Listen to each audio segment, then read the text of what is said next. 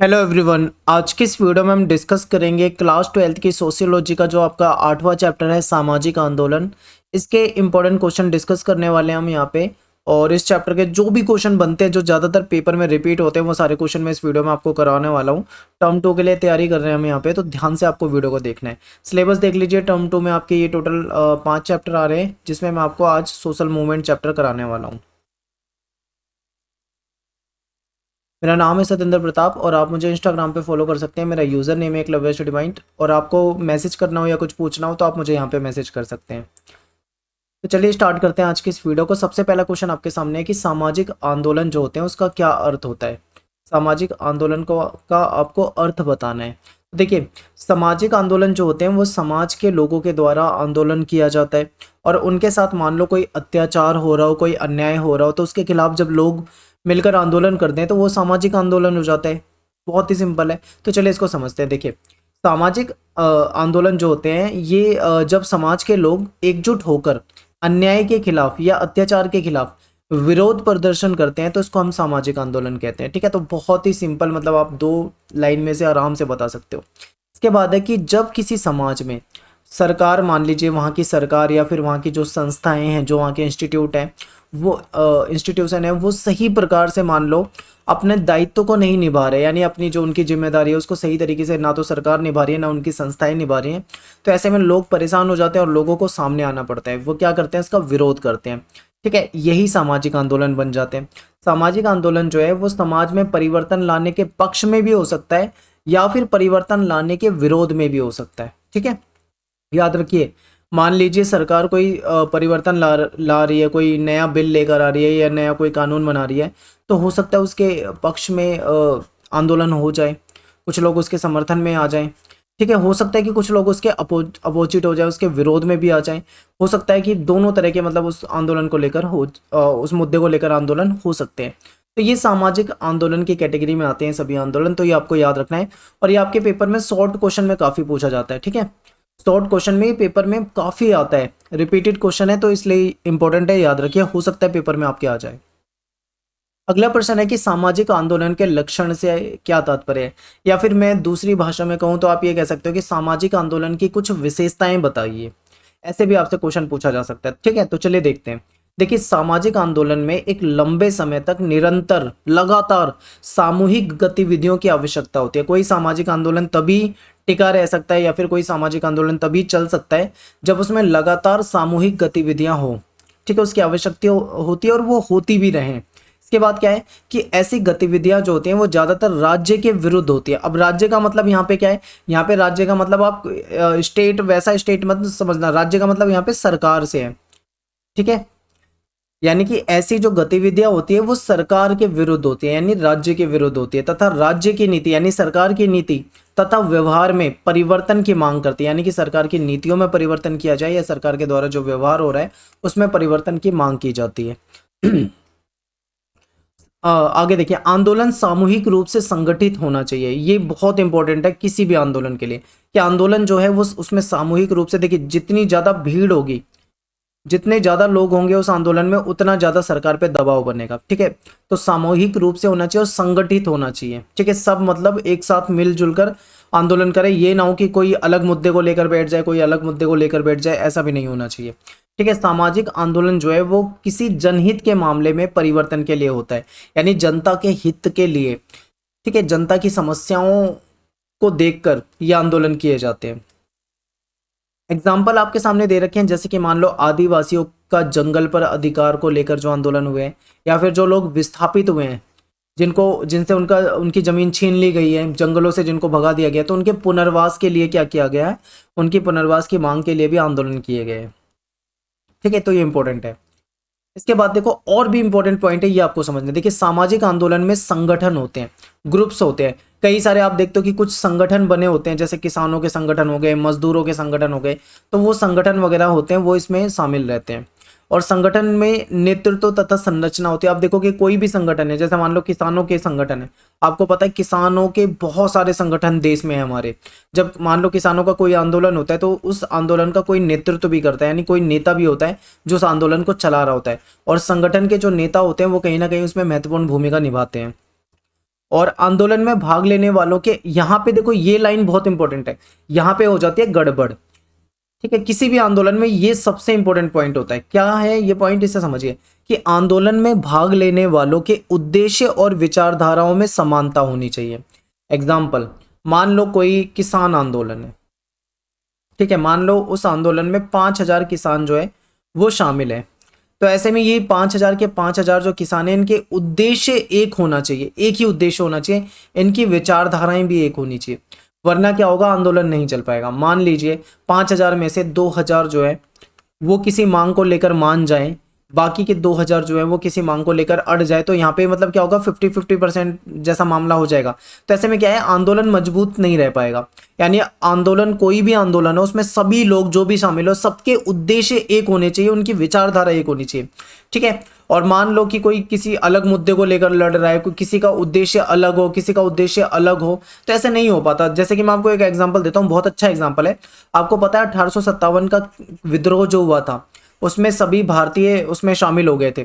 उसमें भारतीय किसान भी शामिल हो गए थे, भारतीय मजदूर भी शामिल हो गए थे, भारतीय सैनिक भी शामिल हो गए थे, भारतीय स्टूडेंट भी शामिल हो गए थे। ठीक है, भारत के बहुत सारे वर्ग शामिल हो गए थे। लेकिन एक क्रांति सफल क्यों नहीं हो पाई? रीजन ये था कि उनके उद्देश्य अलग अलग थे। किसान किसी और मुद्दे को लेकर उसमें गए थे, स्टूडेंट किसी और मुद्दे को लेकर गए थे, सैनिक किसी और मुद्दे को लेकर गए थे। सबका उद्देश्य आजादी नहीं था। ये एग्जाम्पल दे रहा हूं आपको, समझ आ गया? तो मतलब कोई भी आंदोलन हो, उसमें सभी का उद्देश्य एक होना चाहिए, तभी आंदोलन सफल होगा। ठीक है, बहुत सारे आंदोलन इसीलिए सफल नहीं हो पाते क्योंकि यहाँ पे अलग ही राजनीति चलने लग जाती है आंदोलन के अंदर। फिर क्या है, आंदोलन का उद्देश्य एक होना चाहिए, जो मैं आपको बार बार बता रहा हूँ। सामाजिक आंदोलन विरोध के विभिन्न साधनों को विकसित करता है। ठीक है, आंदोलन में आपने देखा होगा अलग अलग तरीके से आंदोलन में विरोध के तरीके अपनाए जाते हैं। जैसे कि एग्जाम्पल, कहीं पे मोमबत्तियां जलाई जाती है, कहीं पे मशाल जलाई जाती है, कहीं जुलूस निकाले जाते हैं, कभी कभी काले कपड़े का प्रयोग किया जाता है, नुक्कड़ नाटक किए जाते हैं, गीत कविताएं, भूख हड़ताल। ठीक है, बहुत सारे तरीके हैं जो मतलब आंदोलन के लिए विकसित किए जाते हैं। तो ये हो जाएगा हमारा सामाजिक आंदोलन। इसके बाद नेक्स्ट क्वेश्चन है, सापेक्षिक वंचन का सिद्धांत से क्या अभिप्राय है? बहुत ज्यादा पूछा जाता है। वंचन का मतलब है किसी चीज को लेके वंचित रहना, यानी वंचित करना किसी को। तो जब लोग ये महसूस करते हैं कि हम हमारे साथ मतलब हम वंचित हैं किसी मुद्दे को लेकर, तो उनके मन में एक गुस्सा पनपता है और वो गुस्सा एक आंदोलन का रूप ले लेता है। तो यही सापेक्षिक वंचन है। अब मैं आपको समझाता हूँ किताबी भाषा में। देखिए, सापेक्षिक वंचन के सिद्धांत के अनुसार सामाजिक संघर्ष तब उत्पन्न होता है, यानी ये सिद्धांत कहता है कि सामाजिक संघर्ष तब उत्पन्न होता है जब किसी सामाजिक समूह को ऐसा महसूस होने लगता है कि वे अपने आसपास के अन्य लोगों से खराब स्थिति में है। ऐसा संघर्ष सामूहिक विरोध के रूप में सामने आता है। अब देखिए, मतलब जैसे मान लो कोई समाज है, वहाँ बहुत तरह के लोग रहते हैं। वहाँ पे जब कुछ लोगों को ऐसा महसूस होने लग जाए कि उनके साथ कुछ भेदभाव हो रहा है या उनको किसी चीज़ से वंचित किया जा रहा है, लेकिन बाकी लोगों के साथ वो चीज़ें नहीं है, तो ऐसे में ये लोग क्या करते हैं, विरोध करते हैं। इसको सापेक्षिक वंचन का सिद्धांत कहते हैं। ठीक है, ये सिद्धांत सामाजिक आंदोलन को भड़काने में वैज्ञानिक कारक होते हैं, जैसे क्षोभ और रोष की भूमिका पर बल देता है। देखिए क्या होता है कि जो ये सिद्धांत है, इसमें क्या होता है, लोगों में गुस्सा पनपता है, यानी रोष की भावना आती है इनके अंदर। गुस्सा कि हमारे साथ भेदभाव हो रहा है, हमें वंचित किया जा रहा है, बाकी समाज के लोग ठीक है, बस हमारे साथ ऐसा हो रहा है। तो ये वाला गुस्सा जब लोगों के अंदर आता है, तो वो एक कहीं ना कहीं एक सामाजिक संघर्ष बन जाता है, एक सामाजिक आंदोलन बन जाता है। यह है सापेक्षिक आंदोलन, जो पेपर में पूछा जाता है। अब एक क्वेश्चन ये भी पूछ लेते हैं कि बताइए सापेक्षिक वंचन का जो सिद्धांत है, इसकी क्या सीमाएं हैं? अब सीमाएं समझ लीजिए। देखिए, अभी हमने क्या पढ़ा कि जब लोगों को ऐसा महसूस होने लग जाए कि उनके साथ कुछ भेदभाव हो रहा है या उनके साथ कोई उनको वंचित किया जा रहा है किसी चीज से, तो उनके अंदर गुस्सा पनपता है और फिर क्या होता है, आंदोलन। ये हमने पढ़ा। लेकिन क्या हमेशा ऐसा होता है? तो यहाँ पे आंसर होता है नहीं, ऐसा हमेशा नहीं होता। बहुत सारे लोग ऐसा महसूस करते हैं कि उनके साथ भेदभाव हो रहा है या फिर मतलब वो वंचित हैं, लेकिन फिर भी कोई आंदोलन नहीं होता। ऐसा भी हमने देखा है समाज में।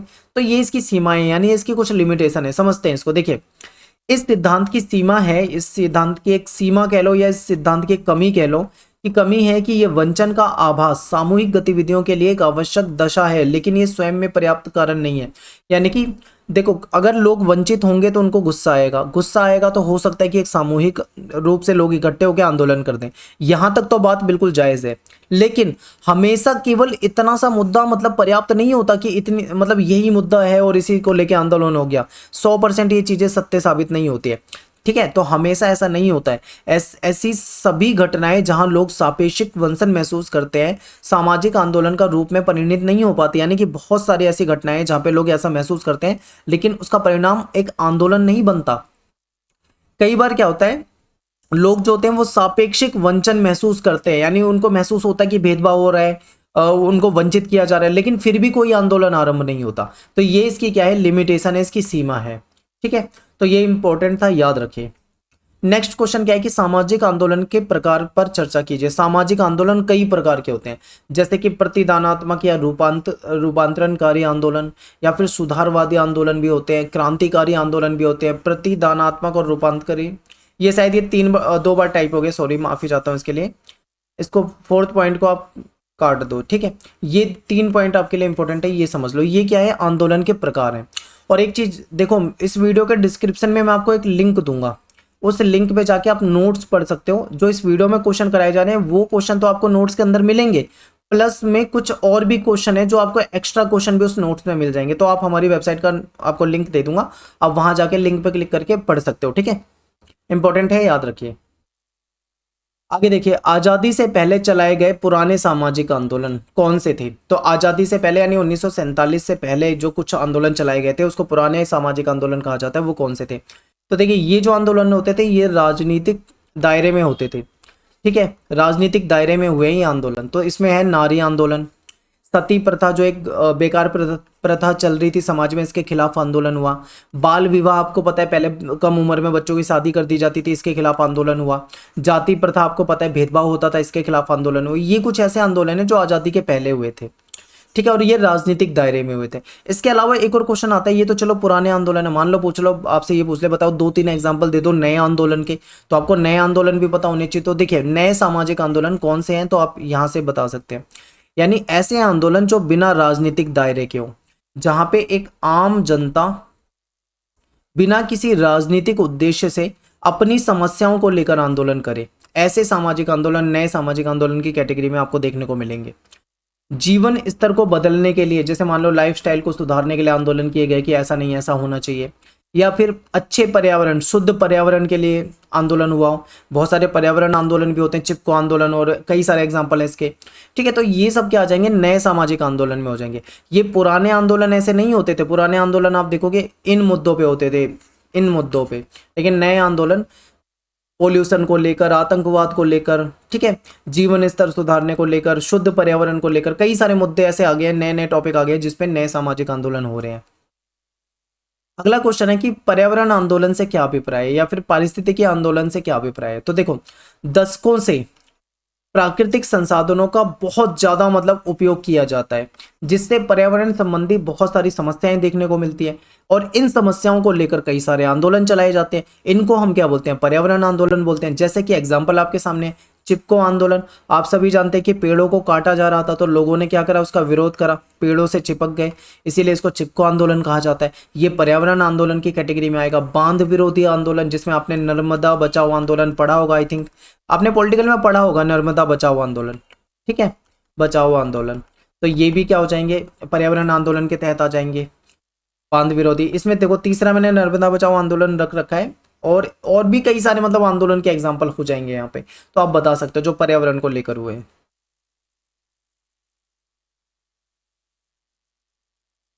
ठीक है, और आज़ादी के समय किसानों द्वारा किए गए 2 आंदोलन के बारे में बताना है। तो आज़ादी के समय अगर कोई 2 आंदोलन किसानों की बात करें, किसानों के द्वारा किए गए, तो ये महत्वपूर्ण आंदोलन है। एक है तिभागा आंदोलन, दूसरा है तेलंगाना आंदोलन। ठीक है, तो इसके बारे में थोड़ा सा विस्तार से समझते हैं। देखिए, तिभागा आंदोलन जो था, ये बंगाल और उत्तरी बिहार जो था, यहाँ पे जो पट्टे की व्यवस्था थी। ठीक है, किसानों की जमीन लेना, उसे पट्टे पे देना, या पट्टे पे जमीन पे किसानों से खेती करवाना, इसके, ठीक है, इस मुद्दे को लेकर ये आंदोलन हुआ था। इसमें क्या होता था कि पैदावार जो होती थी, जो भी फसल होती थी, उसका जो 2/3 हिस्सा होता था, ठीक है, वो मतलब देना पड़ता था। तो इसका विरोध जो था वो भारतीय किसान सभा ने और कम्युनिस्ट पार्टी जो थी, इन्होंने इसको विरोध को समर्थन दिया था अपना। तो ये हो गया तिभागा आंदोलन। ऐसा ही एक तेलंगाना आंदोलन भी हुआ था, इसको भी कम्युनिस्ट पार्टी ने क्या करा था, कम्युनिस्ट पार्टी ऑफ इंडिया जो है, इसने सपोर्ट करा था। और ये हैदराबाद रियासत की जो सामंतवादी व्यवस्था थी, जो सामंती व्यवस्था थी, इसके खिलाफ ये आंदोलन किया गया था। अगला क्वेश्चन है कि कामगारों का आंदोलन, कामगारों यानी कि मजदूर जो लोग होते हैं उन मजदूरों के आंदोलन के बारे में बताना है। तो पता है आपको कि भारत में कारखानों से उत्पादन जो है 1860 के दशक की बात करें उसमें शुरुआत हुई थी इसकी। इस समय क्या था, भारत में अंग्रेज का शासन था, अंग्रेजी व्यवस्था लागू थी। क्या होता था कि जो कच्चा माल होता था, कच्चे माल का उत्पादन भारत में किया जाता था और भारत से कच्चा माल ले जाकर सामान का निर्माण जो किया जाता था वो ब्रिटेन में, यूके में किया जाता था। यानी भारत से कच्चा माल ले जाते थे ब्रिटेन और वहां पे क्या करते थे, सामान बनाते थे और फिर वहां पे प्रोडक्ट मैन्युफैक्चरिंग करने के बाद जो अन्य उपनिवेश देश होते थे वहां पे बेच दिया जाता था। तो ये व्यवस्था चल रही थी। इसलिए क्या होता था, कारखानों को हमेशा बंदरगाह वाले शहरों पे स्थापित किया जाता था, जैसे कोलकाता, बंबई, मद्रास, ताकि वहां से सामान का ले जाना और वहां पे उतारना आसान रहे। तो ये होता था। अब यहाँ पे देखो इनका आंदोलन कैसे होता है। तो क्या था कि अंग्रेजों के समय में मजदूरी जो थी वो काफी सस्ती थी, जो मजदूर लोग थे उनको काफी कम पैसे दिए जाते थे और उनका बहुत ज्यादा शोषण किया जाता था। ठीक है, जब इनको कम पैसे देके इनका शोषण किया जाने लगा तो ऐसे में इन लोगों ने क्या करा, विरोध किया और यही विरोध बाद में जाके मजदूरों का आंदोलन बन गया। ठीक है, तो यही आपको समझना था। आगे देखो, बाद में क्या हुआ, मजदूरों के संघ बने यानी उनके संगठन बने। मजदूर जो थे वो राष्ट्रवादी नेताओं के साथ भी कई आंदोलन में शामिल हुए थे, यानी नेताओं का भी इनको समर्थन था। तो मजदूरों ने क्या करा, कपड़ा जो मिल थी उसकी हड़ताल कर दी। ठीक है, उसके खिलाफ कलकत्ता में गए तो कलकत्ता में भी मजदूरों ने हड़ताल कर दी। मद्रास की मिल जो थी वहां पे भी हड़ताल हुई, वहां पे वेतन को बढ़ाने के लिए विरोध किया गया। अहमदाबाद की जो कपड़ा मिल थी वहां पे 50% वेतन को बढ़ाने की मांग रखी गई। तो इस तरीके से मजदूरों के संघ बने और मजदूरों ने अपने मालिकों के खिलाफ आंदोलन शुरू कर दिया। कहीं पे वेतन बढ़ाना, कहीं पे उनके साथ अत्याचार जो हो रहा था, शोषण जो हो रहा था उसको कम करने की बात की गई। तो ये आंदोलन हुए, तो ये मजदूरों के आंदोलन हो जाएंगे। अगला है कि जाति आधारित आंदोलन का अर्थ बताइए। तो देखिए, दलितों ने समानता की प्राप्ति के लिए संघर्ष किया। आपको पता है कि उनके साथ भेदभाव होता था। छुआछूत का विरोध किया गया। मध्य प्रदेश और छत्तीसगढ़ में जो चमार जाति है इन्होंने आंदोलन किया। पंजाब में आदि धर्म आंदोलन हुआ। ठीक है, महाराष्ट्र में महार आंदोलन हुआ। आगरा में जाटव और दक्षिण भारत में ब्राह्मण विरोधी आंदोलन हुए। ठीक है, तो ये पॉइंट आपको यहाँ पे याद रखने हैं। इसके बाद और देखो, दलित साहित्य, जो दलितों ने जो दलित जो राइटर थे, लेखक थे, उन्होंने जो साहित्य लिखा उसमें भी जाति को लेकर जो समाज में भेदभाव था उसका चित्रण किया है। और बहुत सारे दलित जो लेखक थे वो ऐसे भी थे जो उनके साथ गलत हुआ था ना, जो उनके खुद के अनुभव थे, स्वयं के अनुभव थे, वो भी उन्होंने साहित्य के जरिए क्या करा, लिखकर सामने रख दिया। अगला क्वेश्चन है महिलाओं का आंदोलन, इस पे चर्चा करो। तो देखिए, महिलाओं के साथ आपको पता है काफी पुराने समय से कई सारे ऐसे मुद्दे रहे हैं। ठीक है, जिसको लेकर महिलाओं ने आंदोलन किए। तो अब बात करते हैं अगर हम 19वीं सदी के, तो 19वीं सदी के समाज सुधार आंदोलन में महिलाओं से संबंधित कई मुद्दे उठाए गए। 20वीं सदी में प्रारंभ में राष्ट्रीय और स्थानीय स्तर पर महिलाओं के संगठन तेजी से बढ़ने लगे, क्योंकि पुराने समय में अगर हम बात करें तो महिलाओं को इतना महत्व नहीं दिया जाता था। उनको घर में रखा जाता था, चूल्हे चौके और इस तरीके के कामों में लगा दिया जाता था। उनको पढ़ाया भी नहीं जाता था। ठीक है, आज के समय में ये भेदभाव काफी कम हुआ, महिलाओं को पढ़ाया जाता है और वो अच्छी अच्छी पोस्ट पे हैं भी आज के समय में। ठीक है, तो ये समाज में धीरे धीरे बदलाव हुआ है। लेकिन ये मुद्दे जो है ये 19वीं और 20वीं सदी में ज्यादा देखने को मिले, क्योंकि अब स्थानीय स्तर पे और अंतर्राष्ट्रीय स्तर पे, राष्ट्रीय स्तर पे, हर लेवल पे अगर देखें तो महिलाओं के कई सारे संगठन बढ़े हैं। जैसे कि संगठन महिलाओं के एग्जाम्पल दे रखे हैं। विमेंस इंडिया एसोसिएशन, ये महिलाओं का संगठन है। ऑल इंडिया विमेन कॉन्फ्रेंस, ये महिलाओं का है। National council for women in India, ये कुछ महिलाओं के संगठन के एग्जाम्पल हैं जो महिलाओं के अधिकारों के लिए बात करते हैं। और बहुत सारे नारीवादी संगठन भी ऐसे आए हैं जो महिलाओं के साथ अत्याचार हो रहा है उसको लिए आवाज उठाते हैं, महिलाओं को जागरूक करते हैं। तो ये भी चीजें हैं। ठीक है, तो ये भी आपको याद रखना है। तो यहाँ पे हमारा जो वीडियो है ये खत्म हो जाता है और इसमें मैंने इस चैप्टर से जो क्वेश्चन आपसे बार बार पूछे जाते हैं ना, जो बहुत ज़्यादा रिपीट होते हैं, वो क्वेश्चन कवर कर दिए हैं। इससे बाहर क्वेश्चन नहीं आते हैं। ठीक है, लेकिन आपको जो और डिटेल में पढ़ना है तो नोट्स का लिंक दे दिया जाएगा, आप वहाँ पे जाके डिटेल में पढ़ सकते हो। ठीक है, तो क्लास 12 ईएसपी न्यू ग्रुप नाम से हमारा टेलीग्राम पे ग्रुप है, आप उस ग्रुप में ज्वाइन हो जाइए। उसमें 22 से 23 हज़ार के करीब स्टूडेंट हमारे ग्रुप में ज्वाइन हो रखे हैं। तो वहाँ पे आपको वीडियोज़ के लिंक वगैरह जो है वो मिल जाया करेंगे। तो मिलते हैं आपसे नेक्स्ट वीडियो में। थैंक्स फॉर वॉचिंग सभी को। जय हिंद, जय भारत।